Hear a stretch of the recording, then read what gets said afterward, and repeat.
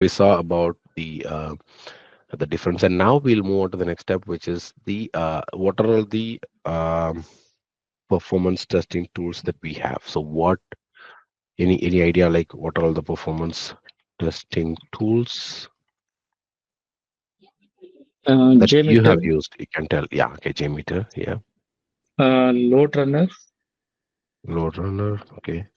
I remember IX Load, Oh, sorry. IX Load, IX load, okay. Pure Load, and one more is Pure Load. Pure load, okay, okay. Yeah, love. Okay, thank you. Yeah, any other tools, guys, can add to the list? K6. K6, okay, thank you. Yep, that's the primary one that people nowadays use for APIs testing. Yep, K6. And then any other tools? Neo. Gatling. Gatling, thank you. Yeah, that's another open source tool. Recent is Neoload. Yep, Neoload, my favorite tool. Yep, any other tools? Octopuff. Sorry, Octopuff. Octopuff. Is that right? Yes. Okay, okay.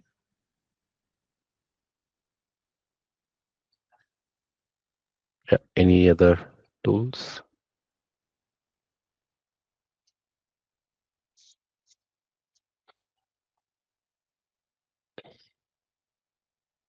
Okay.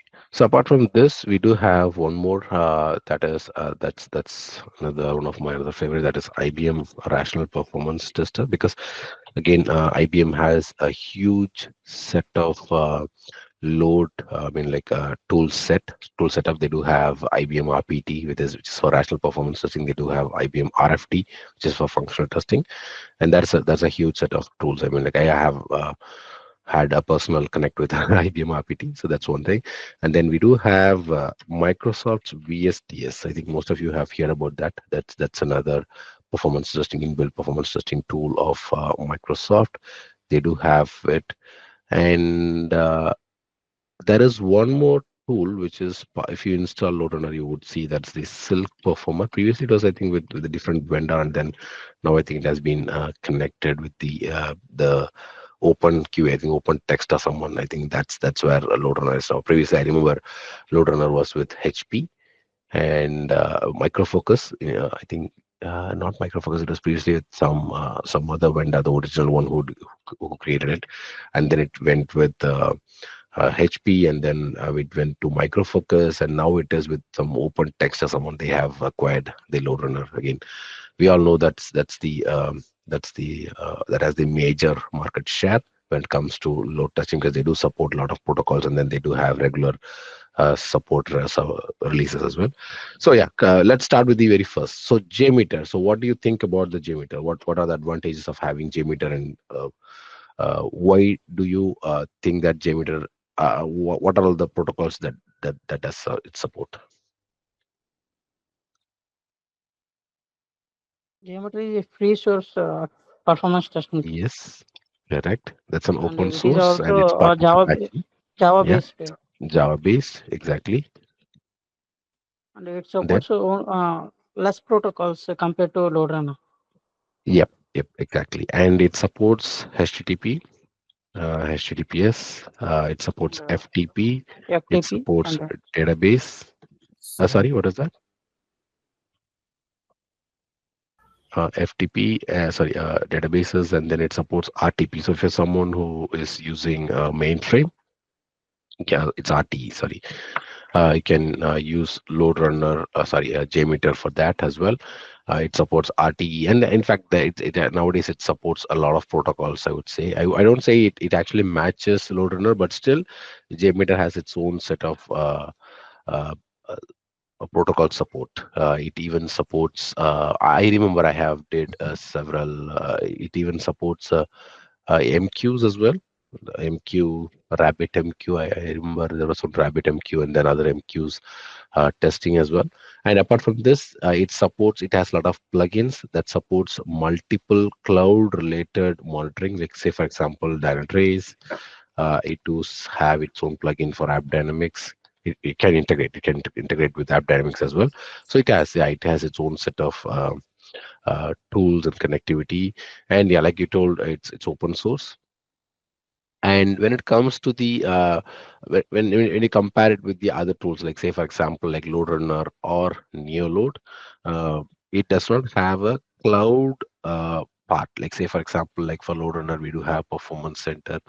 For Neoload we do have the Neoload Web, but JMeter does not have that, and it runs on our own machines. It does not have a separate load generator. So when you want to do any load generation part, we have to do it via the distributed load testing. You have to set up the slave, you have to set up the master, and then from the master you have to connect multiple slaves, and then from that you have to run your load test. Like when you want to distribute your load test, you can distribute the load to different locations, set up the proper firewall, give the connections, and then you can do the load testing.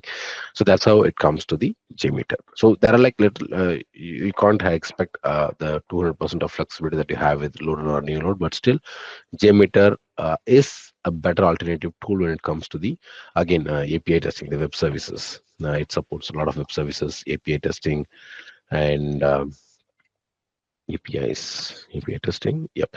And apart from that, there is one more advantage I personally would say is if your client or if your client is moving from any other tool, say for example from LoadRunner or from Neoload or from even from Postman. Yeah, again, Postman is another tool nowadays people use for performance testing, because yes, they do have brought their support for performance testing as well. Yeah. So any of the tools, converting that script to JMeter is very easy. I even have created several videos on that, how to convert your LoadRunner script, how to convert your Neoload script, your K6 script, and anything to JMeter is quite easy. So converting to JMeter is easy, but again, you can't expect the correlated values, you can't expect the parameterized values, but still it's easy for you to convert from any tool to JMeter. So that's one of the main advantage, because compared to other tool, you have to set up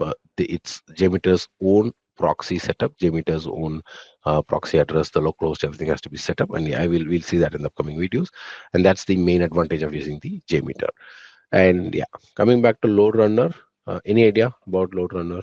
Who is handling and what are the advantages of using LoadRunner?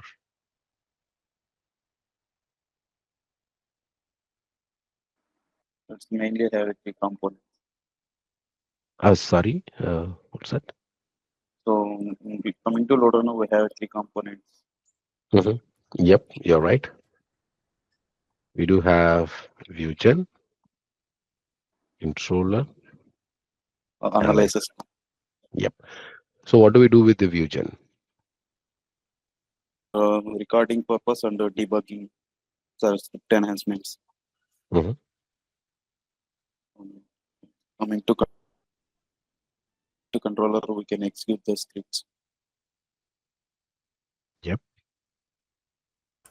Scenario designing and execution controller. Yeah. It is user friendly.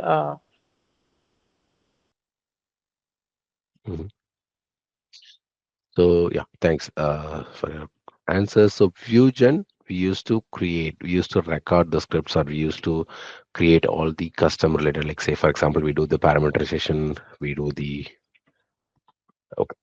create the script, and then we do the parameterization. So when it comes to parameterization, so we are going to supply the test data. Say for example, if you are creating a script, you will supply the username, the password as part of your test data, as part of the parameterization, because you have to emulate the multiple user load test and items again. And then it comes to correlation. So the difference, okay, the correlation is something, the value that has been taken from the server, not from the user. So what values could we correlate? So we could correlate the session ID. So session ID could be correlated, which will say that, okay, you are establishing a a right connection between the server and the browser, or between the server and the user, right? So that's where the correlation comes in. Again, there are other correlations as well we can do, like we can extract the data from the machine itself. We can take the data from the application itself. So that's where we can again do the correlation. So we do the permutation, we do the correlation, we do set up all the assertions. All these things can be set up in the ViewGen. We can even do the runtime settings. We can set up the think time. So we all know about think time. What is the think time? And then we do set up the pacing. We do set up the proxy, the internet. How are we going to reach it to the internet? So we can set up the proxy as well.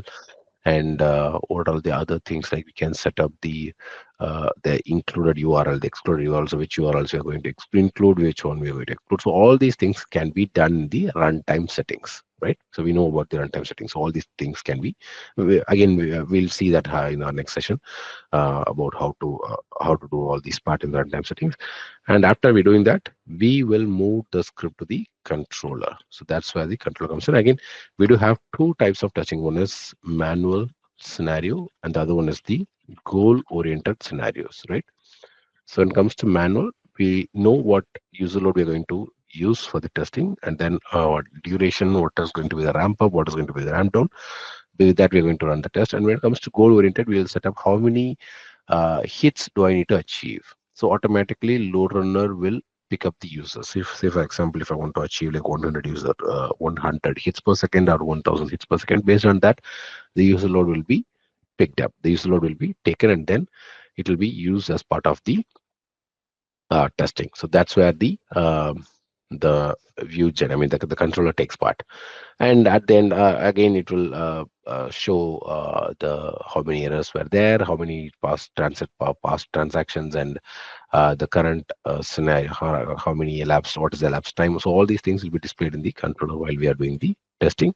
And at the end of the test, it will move all the users to the exit part, and then finally it comes to the analyzer. So in the analyzer, we used to see the response times, and also we can even set up the percentile as well, like which percentile do we need.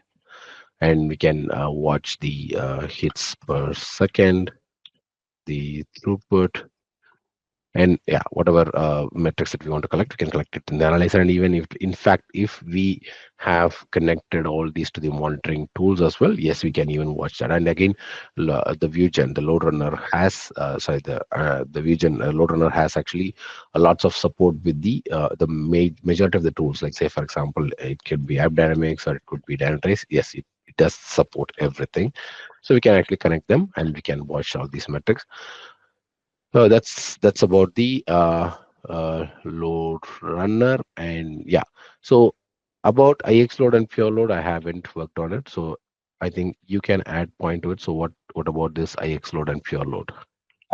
Actually, Vasanthi, those are the tools we used in previous projects. Those are the paid tools which we use for the API testing, API performance testing. Okay. That's as part of Japan projects like IX load and pure loads. Okay, thank you so much. I don't have much information about it, but we use for the APIs. Okay, no problem. Yeah, sure. Thank you so much. Yeah.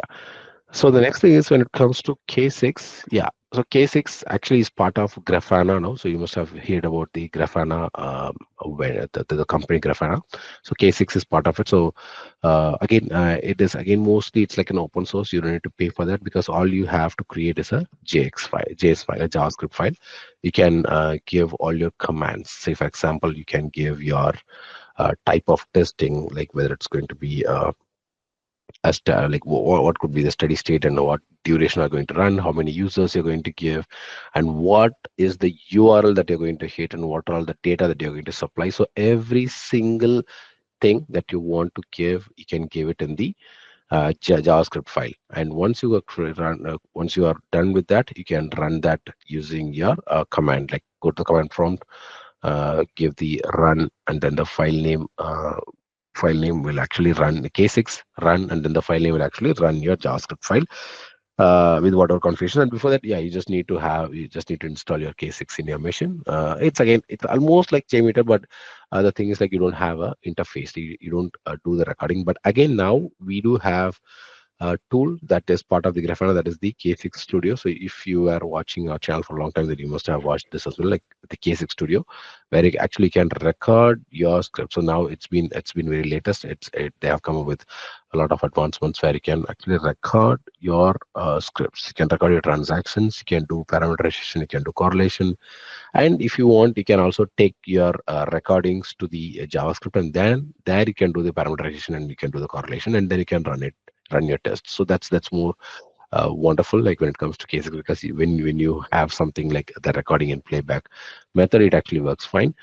So yeah, it is part of the, again, the K6 Studio is part of the Grafana. It's an open source tool, and you can do parameterization, you can do correlation, and it supports mainly, I would say, the APIs, the web. You can do testing for the HTTP, HTTPS. Yep, you can do that.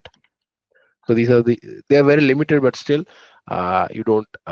This K6 will not take too much of resources when it comes to Java, JMeter, and anything, because if you are very well versed with the JMeter, like when you're running your JMeter, automatically it will take like more than 1000 MB, like more than 1 or 2 gig of your memory, which is like too much of memory when it comes to a tool. But K6 will not take that much of memory. It will take like very less amount of memory, which in turn actually will have some impact as well in terms of the response times. So yes, I support K6 when it comes to the API testing. And Gatling, yes, this is another open source tool where we can use for testing. I think we can use mainly for HTTPS API testing. I have to explore much into it, so we can see that in the upcoming sessions. I'm planning to have this more videos on Gatling in 2025. It's part of my roadmap. So if you're someone who's interested to watch more, please do come here, connect with the channel, and you can watch that in 2025. Lots of videos are planning to come. And then my favorite is the Neolode. So previously it was with Neotis, and then it went currently it's with the Tricentis now. So Tricentis are good. Again, they are like they do have lots of tools. They do have Tosca. They do have a whole set of tools, and Neolode now is part of their uh, uh, uh, bucket. So they do support. They have, like I told you, they do have. Both the installed versions. They can support run it through an application. Also, if you want, you can run it through Neoload Web as well. So it has Neoload Web, where you can use their load generators to run your test. The license tool, and it supports HTTP, HTTPS, and it supports, again, a lot of I would say lots and lots FTP. It do supports Citrix. They support SAP. So I could see like there are lots of people who are using SAP. We are actually using, again, yeah, Loader. We don't need to tell what all the protocols they support. They support everything else in the world. But again, when it comes to Neolode, yes, they do support SAP. They do support few other like Silverlight, Ajax, or the other protocols that they support. But the majority of this is the Citrix, HTTPS, FTP, web services, the SOAP.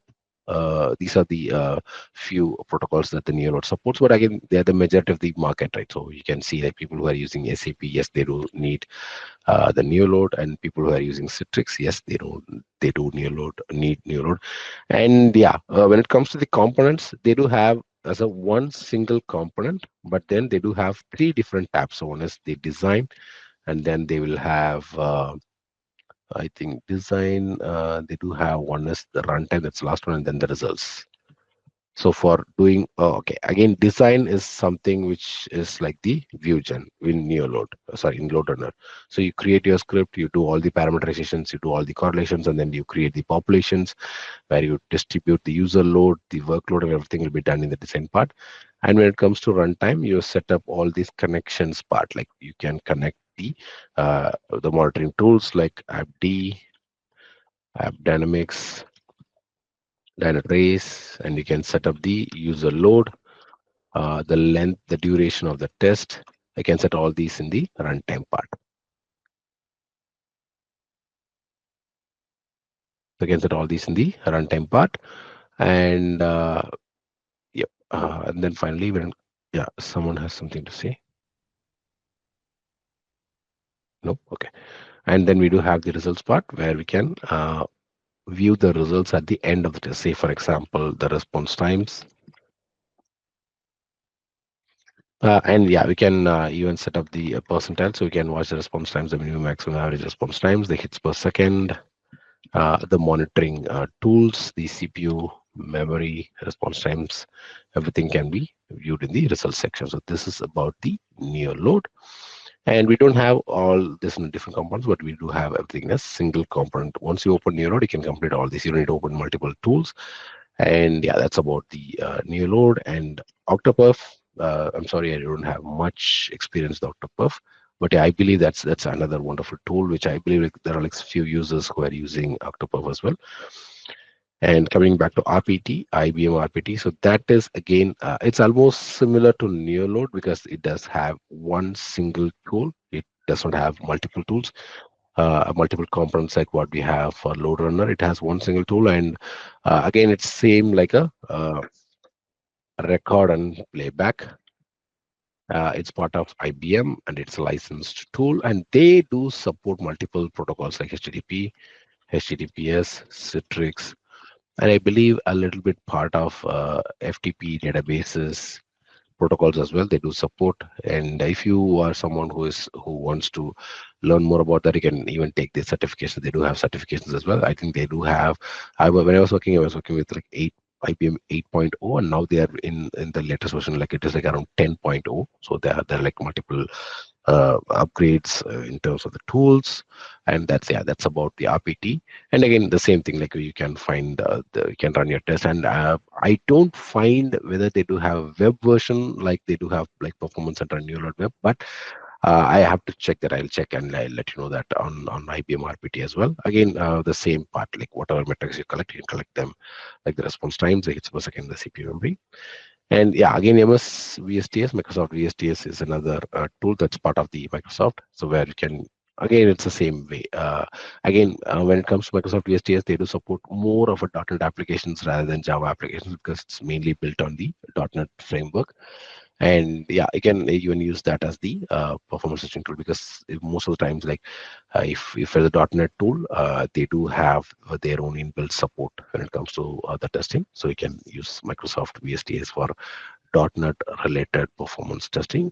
I don't say there are like too many projects, but there are like very one or two projects who are still using. They were using that as part of their in-house testing tool. Yeah, so in that way, yeah. So these are the majority of the performance testing tools, the major performance testing tools I would say in the market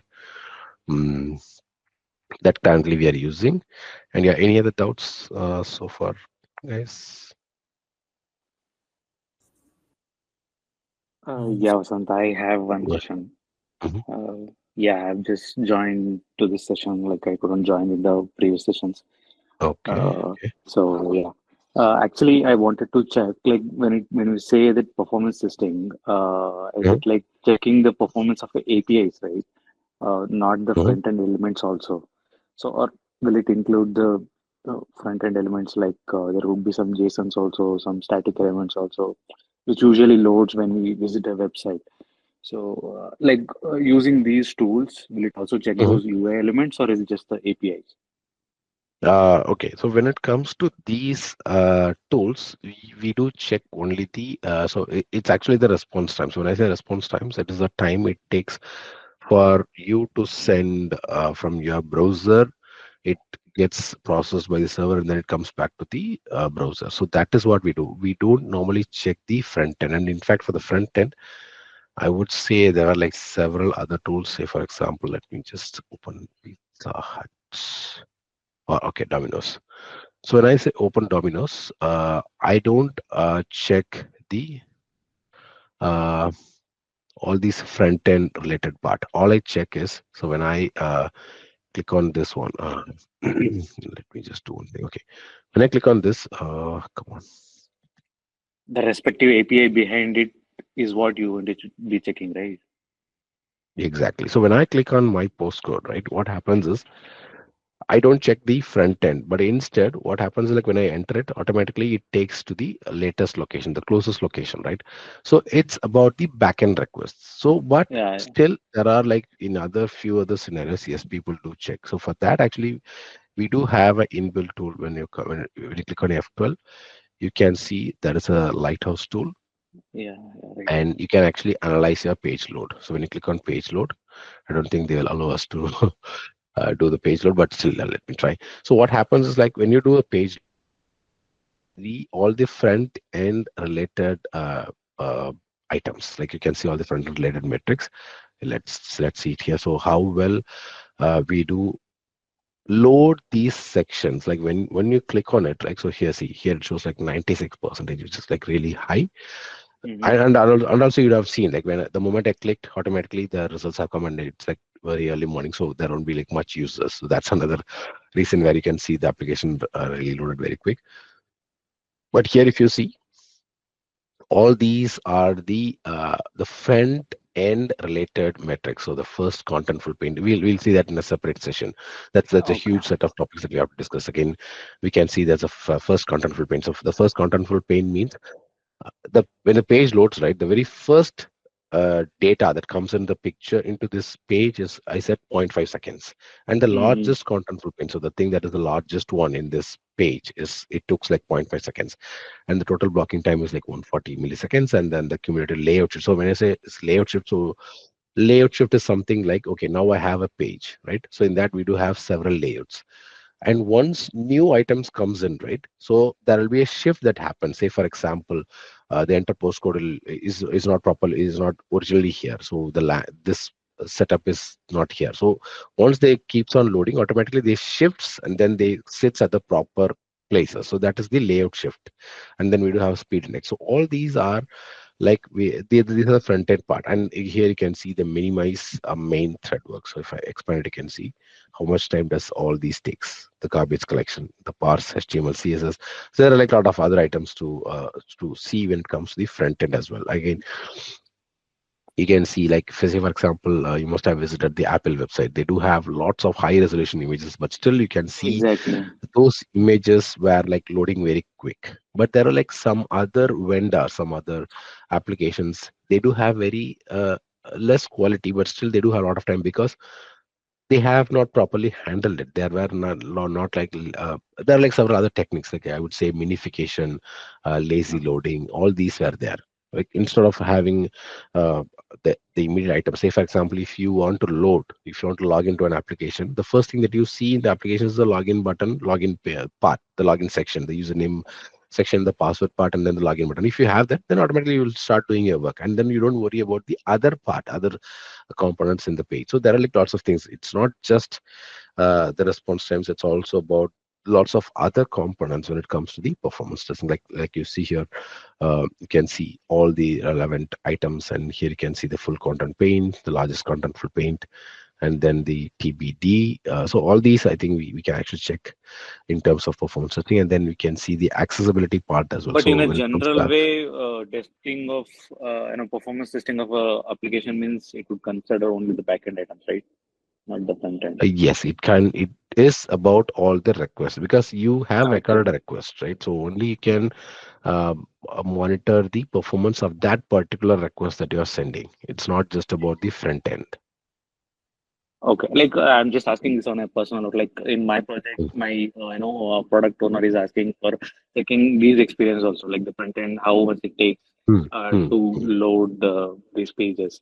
So should we consider both of them together, like backend and front end, or should we go back to PO and say like no, the ideal scenario of testing, performance testing of application would be in the backend only, or should we push back, Yeah, or that's should what we I'm accept saying. See, and do it? when you are running your request, you are not checking your front end, but rather you are sending the request. That's it. Yeah, So true. if it is login, you are going to send your username password to the database, and you have to check how quick it is coming back to you. But you are not going to check the login page. So when they really want to check it, yes, in that scenario, you can use like the in-house tools like the Lighthouse, where you can find how much time does it take. Because yes, there were several scenarios, right? Not It's not just only about the back end; it's also about the front end as well. Because many users will say that, okay, see, my page is not loading very quick. Yes, in that scenario, yes, you have to look for the ideal issues. What is the bottleneck? Why does it take a lot of time? So yes, you have to find it. In that scenario, you have to use tools like Lighthouse. Yep. Can we make an integration with JMeter and uh, Lighthouse? No, we cannot make any integrations because the objective of both of these are different. You cannot do a back-end testing with Lighthouse, right? So the same Yeah, applies to true. JMeter. You can't do a front-end testing for with JMeter or with LoadRunner because And is it see, yeah, easy to get mm, the reports in Lighthouse? Because if a PO asks, yeah, yeah, then we yeah. have We to can get, showcase we can get. something. Yep, Okay. we can get it. Yeah, yeah. It's again, we get a separate extensions for Lighthouse. Again, we do have performance analyzer where if you click on it, it'll actually tell you the performance of this particular page. So there are like lots of other Oh, extensions, which is like proper extensions from the tools, and you can use that as well. okay, okay. Thanks, Vasant. That's it. Yeah. Yeah, sure. No problem. Thank you. Yeah, any other queries, guys, before we move on? Yeah, yeah, Hmm. Vasant, can you Yeah. explain the difference between K6 and JMeter? And Uh, one more question I'm adding now. yeah. So Hmm. you said in 2025 your plan is for Gatling tool, right? Hmm. Hmm. Hmm. Like that, can Yeah. you do it for K6 also, if possible? K6, I think there were several videos already. Let me just quickly show you. Mhm.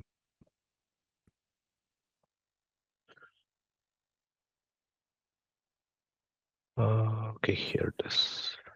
I believe it would be less compared to JMeter, right? Yeah, yeah, it is less compared to JMeter, but still, I think, yeah. So we do have actually like around 13 videos where we deal with the majority of, I mean, when I say majority, yeah, we do deal with creating the scripts, we do deal with from right from the installation and then the parameterization, the virtual, the correlation, everything has been dealt. Yeah, we can actually, I can add more videos for cases as well.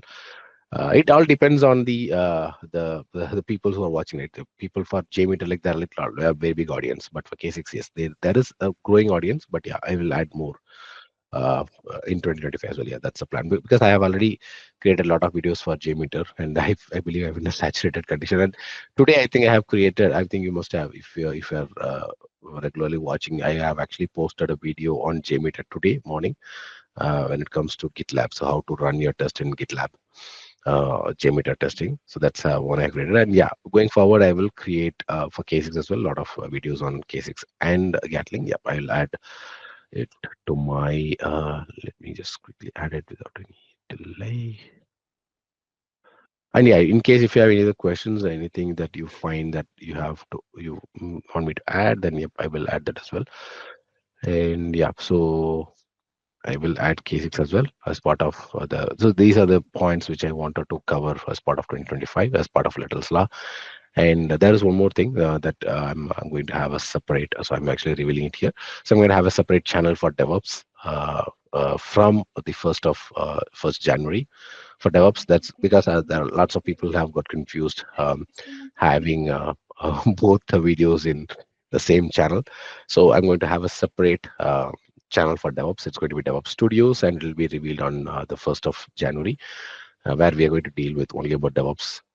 So if you or someone, if your friends or someone is interested to move to DevOps, you can refer that channel to them. And yeah, thanks for joining. Thanks for adding this as well. I'll add more videos on K6 as well.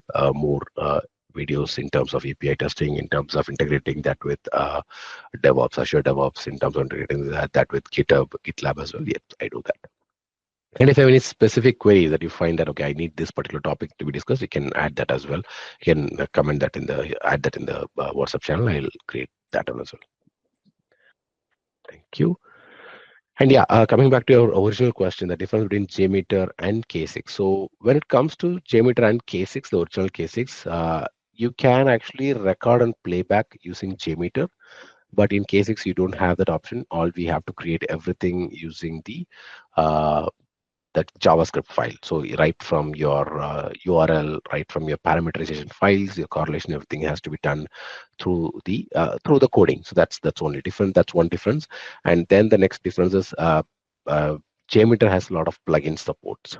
Like you can have like I would say like tons of plugin supports where there you can have multiple thread groups, you have multiple samplers, you have multiple post processors, pre-processors, you to have multiple listeners. But in K6, yeah, we don't have that much flexibility. It's again, I think it's a very growing tool, so it does not have supports that much level of tools plugins, but all it has is its own available set. Like it has a JScript. You can run it through a command prompt, and yeah, again, you can run both JMeter and K6 in command prompt. But still, the only option to run your test for K6 is only through the command prompt, and you have to have your K6 installed. And when it comes to JMeter, you can do a master slave testing, but when it comes to K6, you don't have that option. But yep, I believe we can do that using GitHub, GitLab, where you can use the runners as the load generators and you can run the test. And yeah, that's the major difference I believe is the difference between JMeter and K6. And yeah, JMeter has multiple protocol support. K6 supports a very lesser amount of applications like protocols like HTTPS and APIs. Yeah. Any other? Yeah, I was on Sunil back. Uh, Just Hi. asking one more question. Like you said, like JMeter supports all the protocols, right? Like there is one protocol like Signal R, right? Like for Signal, yeah. messengers. So like is that handled? Can be handled in JMeter, like or any other I tool? don't think so, but I think you are the one who asked in that Little Slaw chat. Is that right? Signal R regarding the testing? No, I didn't. No, okay, okay. I think I've got a similar question that they wanted to record a protocol that involves Signal R. But I think when you are using Signal R, I think Signal R is one of the protocol that is in the backend. But again, it is part of your browsing, right? It's part of your browser. Like you're not going to directly send your request via Signal R. It anyways goes via the browser, if I'm not wrong. Yeah, Or do you right. send your request via Signal? Like how does it actually work? No, I don't. I also don't know entirely, but I just Mm-hmm. wanted to Okay, check. so Like we Signal have R some could be requirements. something like uh, IMQ, or it could be something like a transport protocol. So even though you are using Signal R, you are going to send or you're going to trigger that request via browser. So you can actually record that. You can also record that using your JMeter. But the only thing is like you have to maybe that the settings could be different. But again, I have a little idea on that Signal R and how does it work. But yeah, if you can bring it to my table, we can work on that. Okay, sure.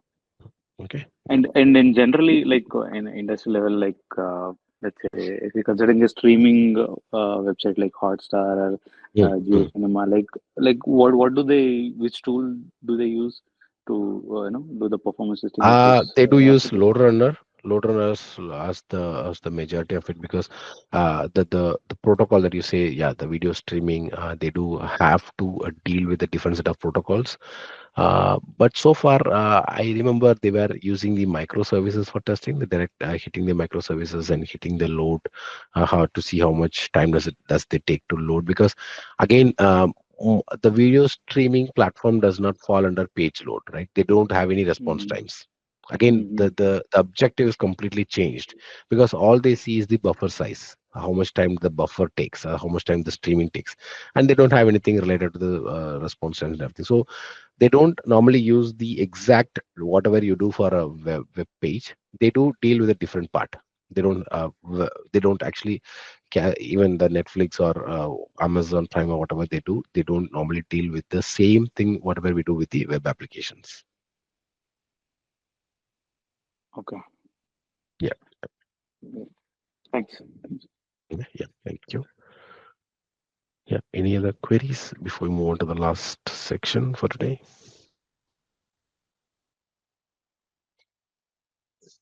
Awesome. Yeah, tell me. So in LoadRunner, we have two options like URL based and HTML based Okay. recording. So is there Yeah, any yeah. options in Gmail to record like Okay, I understand your. I understand what our part. So load runner, you say we do have, yes, we do have URL mode, and then we do have HTML. So what is the question again? So is there any options in JMeter like recording Java applets or Java images we have in web pages? No, there is no options like that. It's just very straightforward. Okay. Yeah. So if you in JMeter, it will record all the resources. Yeah, Each and you do record all the resources, and there is an option where you can exclude the URL, like when you are recording your application, right? So what happens, like it actually records all the other resources that's getting downloaded. So if you do not want them to record, yeah, we can add only the resource that you want to record, and then that will be recorded. okay. But again, you don't get the flexibility of, see, load runner is actually a paid tool, so people can support on that. People work on that tool, so they can bring in more flexibility. They can bring in more options. But JMeter is something like an open source, so people they initially it was, again, I would say JMeter initially has come up as a functional testing tool, but then after seeing its capability, it has been moved to a performance testing tool. So initially they have not have that point of doing all this URL based, HTML based, but they do have all these. I think they do have a mix of both, I believe. So they do record both URL based and HTML based, and whatever the items that they do record, yes, they do record all the request, everything, every single thing, from right from the token, every single values. It does not miss anything. That's what I would say when it comes to JMeter. So from there it takes up, and then it actually adds more value, and I would say when it comes to the when compared to load runner to JMeter. So you don't need to confuse a lot in terms of URL recording or HTML recording. It's just very straightforward. Just go start set up the local host, start recording. That's it. Okay. Okay. Thank you. Hmm? Yeah, okay. Thank you. Yeah, no problem. Thank you. Thanks for the question. Thanks for the questions again. Okay. Okay. Now let's move to the last part, which is the metrics, the key metrics. Let me quickly delete all these.